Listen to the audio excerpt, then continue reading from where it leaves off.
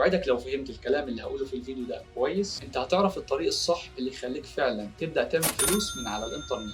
انا عارف انك سمعت مليون فيديو زي ده بيقول لك انا هخليك تعمل فلوس اونلاين، لكن لحد دلوقتي انت لسه ما عملتش فلوس، بدليل انك بتتفرج على الفيديو ده دلوقتي. الفيديو ده اعتبره الخطه اللي هتمشي عليها علشان فعلا تحقق اول $100 ليك من على الانترنت، وده هيبقى عن طريق 4 خطوات لو عملتهم صح اضمن لك انك تحقق المبلغ ده واكتر من كده. هتتفاجئ من كلامي ان قد ايه الخطوات بسيطه، لكن للاسف مش كل الناس عندها الصبر انها تتعلم وتستمر. الموضوع طبعا مش سهل، لكن برضه هو مش مستحيل، بدليل ان في ملايين الاشخاص بيعملوا الاف الدولارات من على الانترنت، وكل ده من وهي في البيت. انت بس كمل الفيديو ده واسمع الكلام للاخر، وبعد كده وقف الفيديو وابدا نفذ على طول.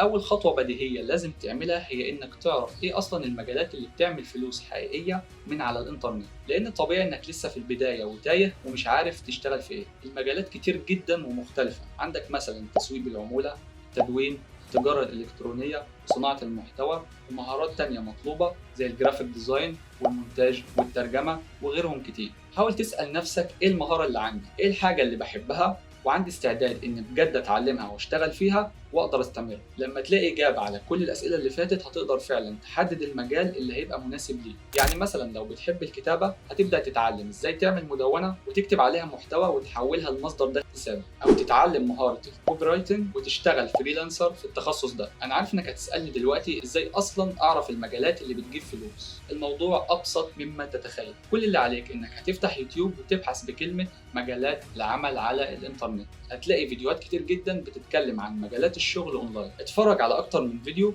وهات ورقه وقلم وابدا اكتب المجالات اللي انت شايف نفسك مناسب فيها، وبعد ما تخلص بص في الورقه اللي انت كتبتها وحدد المجال اللي مناسب ليك. دلوقتي المفروض انك حددت مجال لنفسك واخترت مجال هتبدا تتعلم. علشان كده في الخطوه دي انت هتبتدي تتعلم كل الاساسيات الخاصه بالمجال بتاعك. طيب هتتعلمها منين؟ انت دلوقتي في ايدك كنز اسمه اليوتيوب. اليوتيوب دلوقتي مليان فيديوهات مجانيه نقدر نقول عليها والله انها كورسات. الفكره بس انك تعرف ازاي تدور على المعلومه اللي انت عايزها وتوصل لها على اليوتيوب. في مثلا فيديو انا كنت عامله بعلمك فيه ازاي تنشئ مدونه مجانيه بالكامل وتحولها لمصدر دخل ثابت من على الانترنت.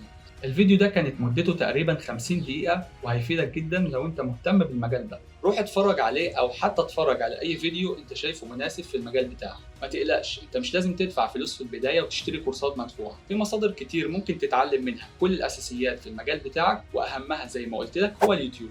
طبعا انت لو عندي على انستجرام كنت هتستفيد وتسمع اكتر عن مجالات الشغل اونلاين، علشان كده هتلاقيني سايب لك اللينك في الوصف. ما تنساش بقى الفولو وتابع الفيديوهات اللي انا بنزلها هناك.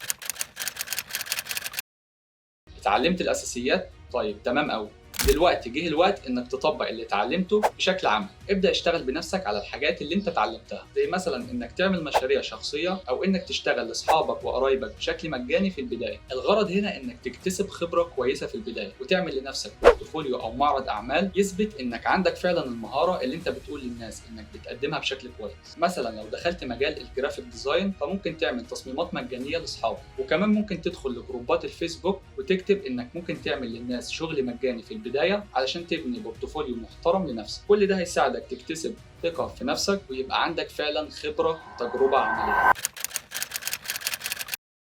دلوقتي بعد ما اكتسبت الخبرة وبقى عندك فعلا بورتفوليو فيه نماذج أعمال ليك، جه الوقت إنك تحول الشغل بتاعك لمصدر دخل ثابت. ومصدر الدخل هنا بيختلف من مجال للتاني. يعني مثلا لو انت دخلت مجال التسويق بالعمولة فساعتها هيبقى مصدر الدخل بتاعك مبني على انك بتسوق منتجات او خدمات على الانترنت. اما لو اتعلمت مهاره زي مهاره المونتاج فهتبدا تشتغل كفريلانسر وتبيع الخدمه بتاعتك للناس. اظن انت فهمت الفكره بتاعت مصادر الدخل. كل مجال بيبقى ليه مصادر دخل او طرق معينه تقدر تحقق من خلاله فلوس، وده هتفهمه اول ما تحدد مجال معين لنفسك وتبدا فعلا تتعلمه. وخليك واثق ان كل لما يبقى عندك خبره اكتر كل لما هتعرف تكسب فلوس اكتر من المجال اللي انت فيه، ومع مرور الوقت هتلاقي فعلا ان بقى عندك مصدر دخل ثابت من الانترنت.